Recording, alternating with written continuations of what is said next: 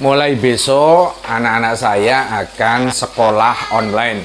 Sebab tidak ada kejelasan kapan sekolahan ini akan dimasukkan.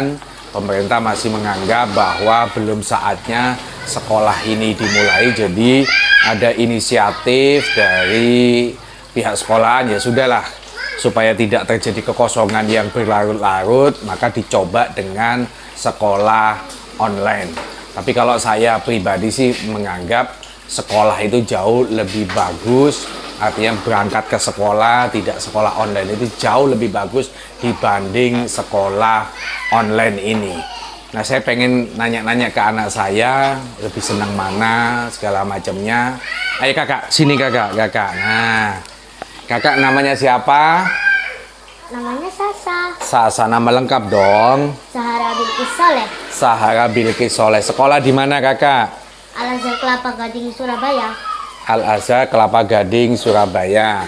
Nah, kakak ini kan besok sudah dimulai sekolah online. Sekolah online ini apa sih, kak? Sekolah online itu sekolah dari rumah tapi kayak masuk dari internet. Oh, dari internet. Temannya di rumah semua. Oke. Nah, kakak lebih seneng mana? Sekolah di rumah atau sekolah online itu? Atau datang ke sekolahan? Datang ke sekolahan soalnya lebih seru. Ada teman-teman, main sama teman. Kalau di sini kan bosen, nggak ada siapa-siapa, cuma main sama adik. Oh, cuman sama adik. Sudah apa kalau di sekolahan itu ada berapa? Satu kelasmu itu ada berapa temannya? 24. Ada 24. Teman-teman masih ingat nggak? Nama jangan-jangan udah lupa itu sama teman-temannya. Ayo, yang diingat siapa aja nih teman-temannya? Zalfa. Oke. Pedro, Ryan, Ah. Timoza. Sudah ingatnya cuma itu. Oh, ingatnya cuma itu. Nah, kakak ini pengen sekolah lagi dibanding di rumah. Sudah bosen nggak sih liburan lama kayak gini nih? Udah bosen. Sudah bosen, pengen sekolah. Coba disampaikan kepada gurunya bahwa kakak Sasa ini pengen masuk sekolah lagi ya. Bu Guru, cepetin dong masuk sekolahnya biar aku seneng bisa main sama teman-teman, sama ketemu guru-guru. Oke, sip. Dadah teman-teman, dadah guru-guru. Salman, sini Salman. Nah, ini Salman ini anak nomor 6. Nomor 5. Salman. Nama lengkapnya siapa ini? Salman Al-Farisi Soleh. Salman Al-Farisi Soleh. Sekolahnya Di Al-Azhar Kelapa Gading, Surabaya. Al-Azhar Kelapa Gading, Surabaya. Kelas berapa? Alhamdulillah naik kelas 2. Sekarang naik kelas 2, tambah gemuk akibat lockdown, akibat libur panjang, badannya jadi kayak gini. Ini besar badannya nih. Nah, Salman mulai besok kan sekolah online. Lebih seneng sekolah online apa sekolah datang ke sekolahan? Datang sekolahan. Kenapa lebih suka ada di sekolahan? Soalnya sholat bareng teman, Sholat bareng teman, apalagi? wudhu bareng teman, Wudhu bareng teman. belajar bareng teman. Bareng teman. Nama-nama teman masih ingat? Siapa aja? Mikael, siapa? Naswa, terus? Andra, Arisa, Sarisa. Kalau nama gurunya siapa? Bu Uswa sama Bu Nova. Bu Nova sama Bu Uswa. Ayo coba disampaikan ke gurunya. Bu Uswa itu, Bu, pengen sekolah lagi ya, Pak? Bu, kepengen sekolah lagi. Kapan sekolahnya masuk lagi, Bu? Bosen di rumah. Bosan di rumah.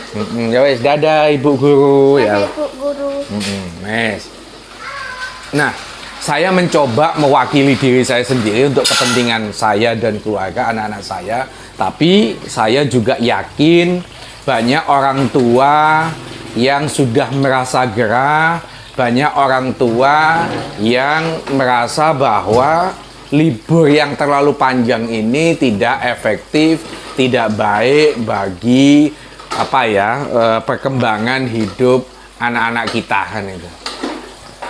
Besok sudah mulai sekolah anak-anak saya ini sebuah keprihatinan karena tidak ada kejelasan kapan sekolahan ini akan dimulai.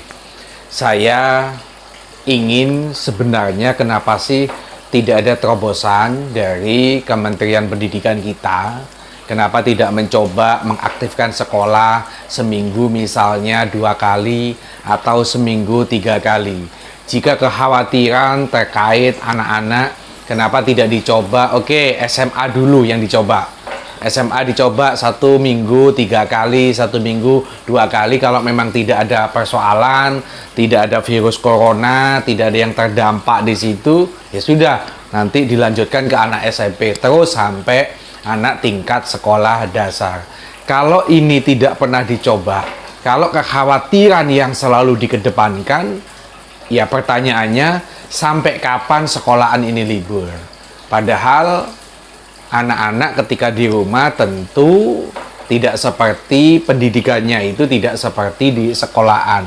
Sekolah online tidak sama implikasinya dalam dunia otak anak-anak, pikiran anak-anak dengan pada saat dia sekolah dengan teman-temannya, ketemu langsung dengan guru-gurunya, bisa berinteraksi langsung dengan guru-gurunya. Beberapa waktu yang lalu sudah ada pengalaman anak-anak saya, ya beberapa kali dia online dengan guru-gurunya, tapi saya melihat ini tidak ada perkembangan berarti karena itu sifatnya monolog, hanya guru satu dengan dia menyapa dengan murid-muridnya masing-masing di telepon video call. Tapi itu pun paling maksimal 10 menit. Padahal biasanya dia sekolah 5 jam sampai 7 jam dalam sehari. Nah, saya melihat ada perbedaan perlakuan pemerintah ini antara pesantren dengan dunia pendidikan di luar pesantren. Kebetulan saya salah satu pengurus wakil pengasuh di sebuah pesantren di Prigen yang mana ya sekolahan sudah masuk di sana. Dan pesantren-pesantren lain juga sudah bergerak seperti biasa dan alhamdulillah tidak ada itu dampak corona. Kalaupun misalnya ada satu pesantren yang dia kemasukan, ada yang terpapar, tentu ini tidak bisa digeneralisir, mengkhawatirkan dalam skala provinsi, mengkhawatirkan dalam skala nasional. Sama kalau coba Anda perhatikan tempat-tempat wisata, kalau Anda datang ke Trawas, kalau Anda datang ke mana, ke Tretes, itu yang namanya orang-orang Surabaya, orang kota itu sudah malam minggu, hari minggu itu penuh yang namanya kendaraan-kendaraan. Dan itu tidak hanya orang dewasa, mereka ngajak anak-anak. Yang menjadi pertanyaan, kenapa itu tidak ditakuti? Kenapa kalau anak-anak sekolah ini lebih dikhawatirkan dibanding tempat-tempat rekreasi, tempat mall? Jadi menurut saya harus ada keberanian dari pemerintah, dari Kementerian Pendidikan. Jangan lagi melihat, oh ini zona kuning, oh ini zona hijau, oh ini zona merah. Apalagi sampai muncul zona hitam seperti kota Surabaya diidentifikasi, menurut saya itu sangat berlebihan. Cobalah Anda datang ke jalan, itu rame. Surabaya, Jakarta saya melihat orang sudah beraktivitas normal, orang bekerja tanpa ada rasa takut.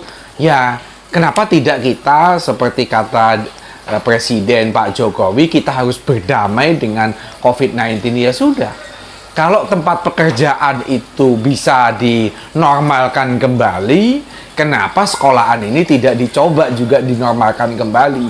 Bahwa ada kekhawatiran, iya, tentu sebuah kebijakan itu akan terjadi pro kontra. Ada yang setuju, ada yang kontra.